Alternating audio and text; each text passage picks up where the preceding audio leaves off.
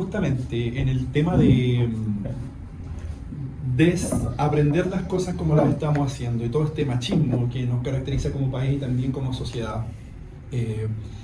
Dentro del plan de salud mental del tiempo de Michelle Bachelet, entonces está la instauración de, hasta ese momento la idea era 17 centros diurnos para personas con demencia.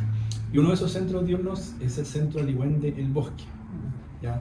Que después ya no se llamó más centro diurno, ahora Centro Comunitario de Apoyo para Personas con Demencia y sus Familias, Aligüen, ese es el nombre ahora. ¿En qué año llegó usted ahí? 2017. 2017. ¿La mamá ya llevaba cuánto tiempo llevaban cuidándola? ¿Cuánto tiempo llevaba con demencia diagnosticada? A ver, cuando ella se agudizó su enfermedad desde el 2014, cuando sufrió el infarto. Ya llevaba casi 3 años. 3 años entonces, y llegan allá, y ¿qué cosas se hacían en el centro Aligüen? ¿Cómo es que usted llegó a aprender las cosas que le enseñaron? ¿En qué tipo de intervenciones se hablaban estos temas? Al principio, no solamente yo, sino que las que llegamos íbamos con miedo a qué nos íbamos a encontrar, qué es lo que iba a suceder, a lo que nosotros nos tocaba vivir ahora. Pero tuvimos una acogida tan linda, la primera mesa de cuidadora eran como 8, empezaron a preguntarnos cómo era nuestro día a día con la persona que teníamos a cargo. Y surgieron muchas cosas, y al escucharla, cada una después dijo, yo pensé que era la única que estaba viviendo esto, y al escuchar a ella, y a lo mejor su situación está más avanzada, era más difícil, la otra está empezando, y empezamos a entendernos, ¿ya? Y lo más bonito también fue que estuvimos a tiro con profesionales y empezaron a enseñar lo que era el diagnóstico, en este caso el Alzheimer. Entonces no era solamente olvidar. Bueno, es cierto que hay muchas preguntas que tenemos al respecto de lo que actualmente nos convoca, pero para eso pensábamos que era más importante conocer un poquitito acerca de la historia de vida de María. ¿Cuándo comienza usted con el trabajo del cuidado?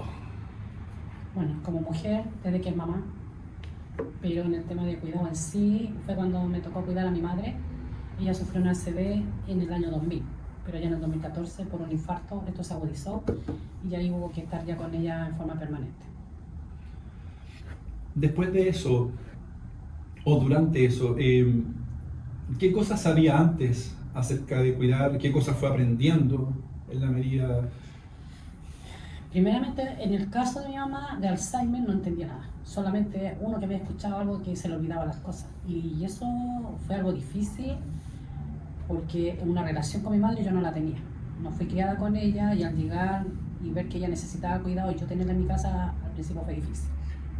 Y al momento del diagnóstico, cuando le entregan la información de parte del hospital, ¿ellos le enseñaron, la guiaron cómo se relacionaba, se podía relacionar usted con esa enfermedad? De forma inmediata, nada. Solamente el diagnóstico y me fui a la casa y no sabía qué hacer. Ya. Luego no le enseñaron, por ejemplo, qué podía hacer en términos de cuidados relacionados con la enfermedad, ninguna En ese guía. tiempo nada. Solamente, bueno, mi mamá fue operada después de una aneurisma. El doctor solamente me dijo, su mamá ahora sale con una mentalidad de una niña de 12 años, pero usted llevando la rutina diaria va a ir ayudando para que ella vaya mejorando y vaya como volviendo a su estado, a la edad que tiene.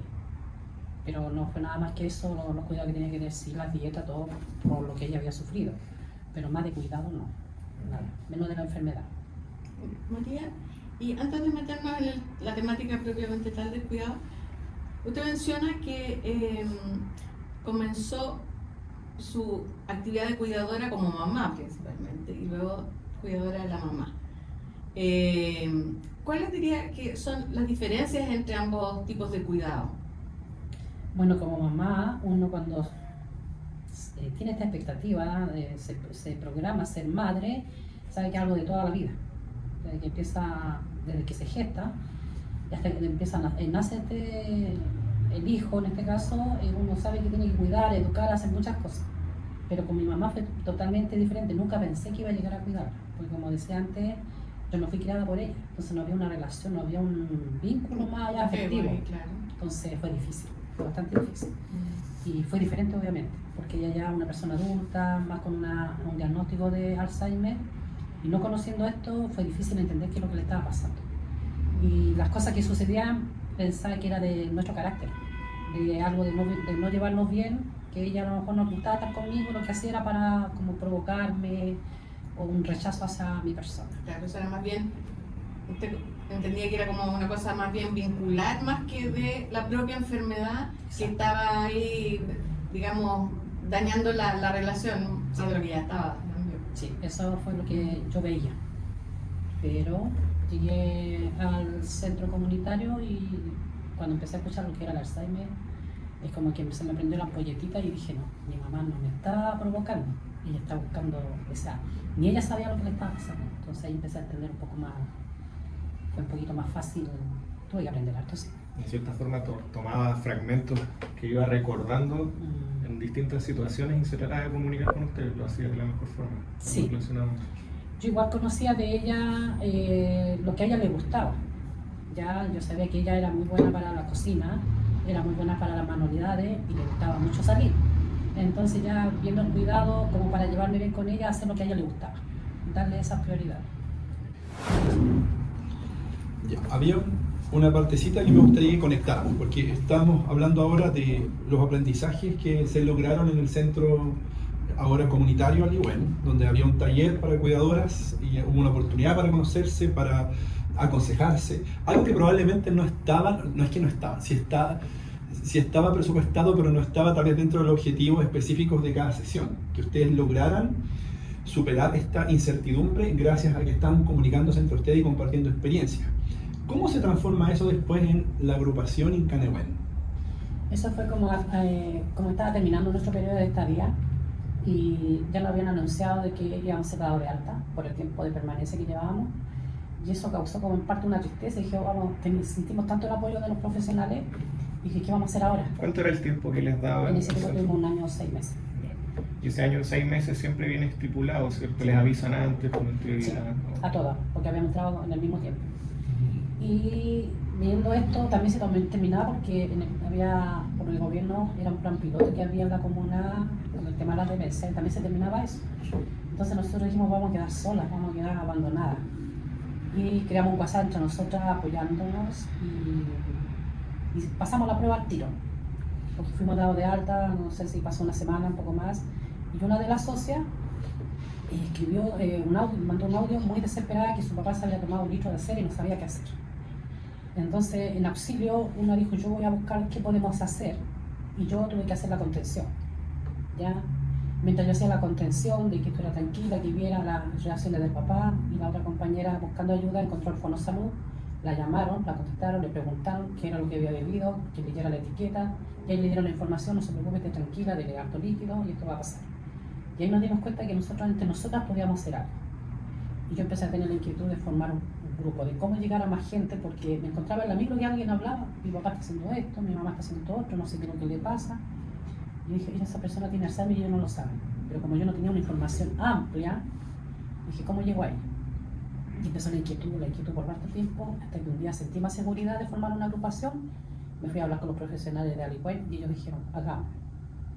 Me apoyaron, buscamos, se fue al municipio, qué es lo que había que hacer para formar una agrupación, cuál era el antecedente, todo lo que teníamos que contar, y también lo empezamos a presentar porque ya vino el otro grupo de familia, y esta idea se fue presentando en los grupos de familia que sentían ellos y nos podían apoyar, y todo estuvo bien porque sabíamos que el día después qué íbamos a hacer, y así se fue gestionando después de formar esta agrupación.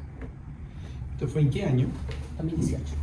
2018, entonces ya llevamos 8 años. 8 años, vamos a cumplir 8 años. Wow.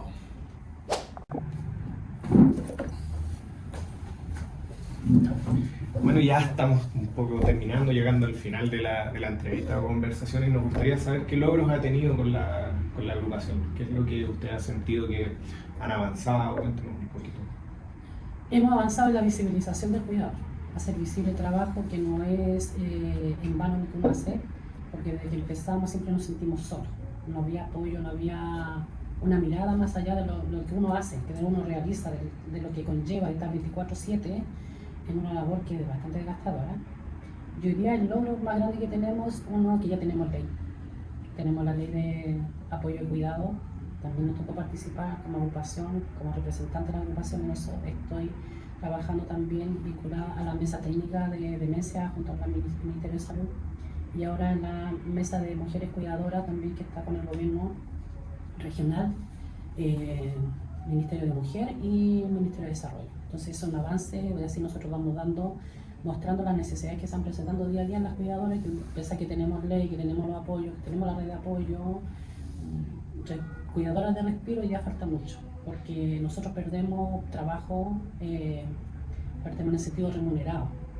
Ya estamos luchando para que a nosotros se nos reconozca también, somos sujetos de derechos ya, antes no lo teníamos, y entonces en ese sentido hemos tenido hartos logros, avanzar, de crecer como grupo, de dar, ahora damos charlas, estamos trabajando con universidades. Ya tienen un manejo de la información, Sí. del diagnóstico, de lo que es un proceso de enfermedad. Sí, Ya eso no, hemos avanzado. no parten de cero como partían antes. Y antes nuestro lenguaje también cambió, porque antes no sabíamos nada y ahora de nuestra experiencia podemos dar a conocer a todos, para que sobre todo las universidades que están aprendiendo, profesionales que van a trabajar en esta área, que también entiendan lo que nosotros queremos. Primero que se nos hable con un lenguaje más simple, más no técnico, de poder entender, de perder el miedo de pedir ayuda, perder el miedo de preguntar. Cuando uno va al médico muchas veces... O sea, no solamente pedir ayuda, exigir los derechos. Porque Exactamente. ahora ya hay una ley. Sí. Entonces, Y muchos médicos, nosotros hay socios que dicen, hay doctores, porque a uno solamente ni siquiera lo miran. Y eso nosotros lo estamos haciendo de que no sea más, que nosotros somos personas, que nos miren a la cara, que hablen con nosotros, que sientan o que nos miren que nosotros sentimos y que también tenemos derecho a opinar, a pedir y a recibir lo que necesitan. Ya. Muchas gracias por acompañarnos, por su hermosa experiencia. Esperamos que les sirva, a nosotros sabemos que a nosotros nos sirve, esperamos que a ustedes les guste. Manden preguntas, sugerencias de temas que podamos conversar. Nosotros vamos a seguir conversando con María, quizás esta es la primera de otras entrevistas que vamos a tener. Y hasta la próxima. chao, gracias. Gracias.